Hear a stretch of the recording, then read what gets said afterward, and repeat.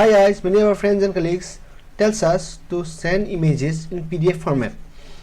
But the problem is that we don't know how to convert images into PDF.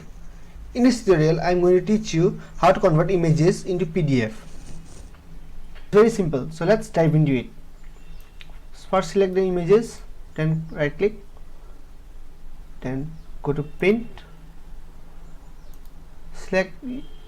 Don't select a printer, select Microsoft Print to PDF. Then select a paper size. I am going with A4. Then click print. Now this screen pops out. Select a folder where you want to save the PDF. I have selected desktop. I will name it PDF of images. Save. Now it's converting images to PDF. See right here, PDF images. So let's check it out.